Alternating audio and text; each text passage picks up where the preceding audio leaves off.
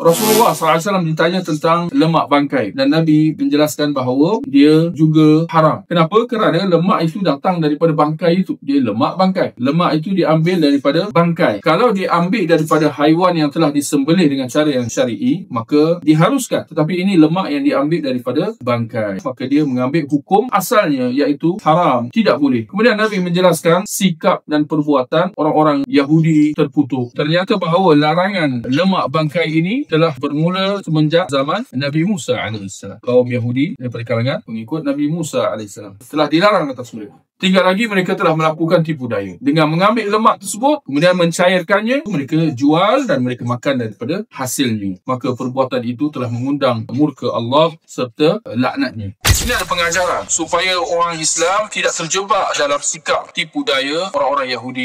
Nak kata bahawa kesudahannya, kaum Yahudi ialah kaum yang ada ilmu dan telah diberi petunjuk, yang telah diberi kitab, dan kitab itu ada di tangan mereka. Mereka membaca petunjuk-petunjuk yang Allah beri kepada mereka. Tetapi kesudahannya apa mereka buat? Sedaya upaya mereka nak elak daripada suruhan dan larangan Allah tersebut. Bukan sedaya upaya nak melaksanakan. Tak, sedaya upaya nak elak, melakukan tipu helak dan sebagainya. Termasuklah juga dalam larangan atas mereka daripada menangkap ikan pada hari Sabtu. Pun mereka telah melakukan tipu daya mereka. Seperti yang Allah cerita dalam Al-Quran. Nak kata bahawa ini semua ujian Allah atas mereka. Bani Israel waktu itu mereka nelayan. Maka Allah nak uji. Nak uji mereka dengan dilarang menangkap ikan pada hari Sabtu. Pada awalnya mereka akur. Mereka tak tangkap ikan pada hari Sabtu. Sepanjang minggu mereka tangkap ikan. Tiba hari Sabtu, mereka tak tangkap. Apa yang berlaku? Ternyata pada hari-hari yang lain, ikan tak ada. Sedangkan tiba hari Sabtu, ikan melompat-lompat depan mereka. Ini semua membuatkan mereka rasa tercabar. Maka syaitan membisikkan dalam hati mereka supaya mereka melakukan tipu helak. Bagaimana? Mereka pasang kail pada hari Jumaat. Pasang pada hari sebelumnya. Mereka lebarkan pukat atau kail mereka itu. Pada hari Sabtu mereka tak buat apa-apa. Mereka rehat tengok je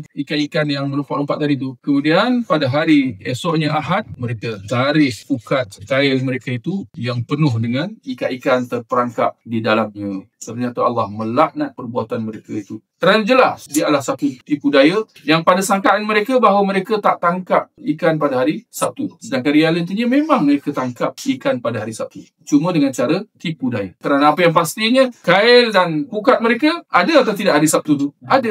Ini menunjukkan apa tuan-tuan? Kelicikan, tetapi dalam masa yang sama kedangkalan. Yang betapa rosaknya cara fikir orang-orang Yahudi itu. Semata-mata untuk nak mendapatkan keuntungan dan habuan dunia. Dan tidak mahu berusaha untuk melaksanakan perintah Allah tersebut. Dan pada hari ini tuan-tuan, nak kata bahawa tabiat ni sedar tak sedar sampai ke hari ni. Apa yang disebut sebagai hari SABDATH.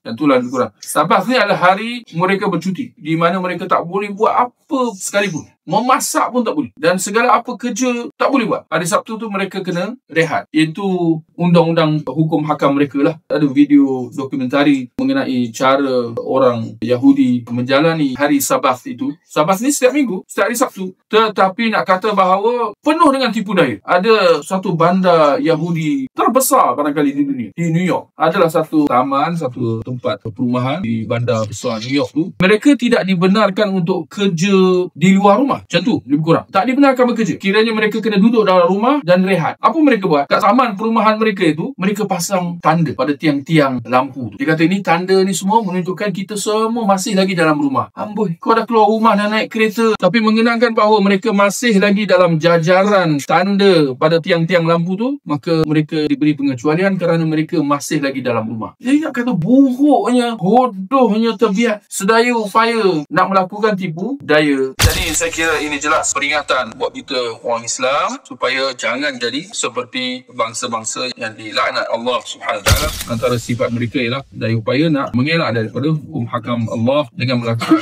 budaya muslihat dan sebagainya.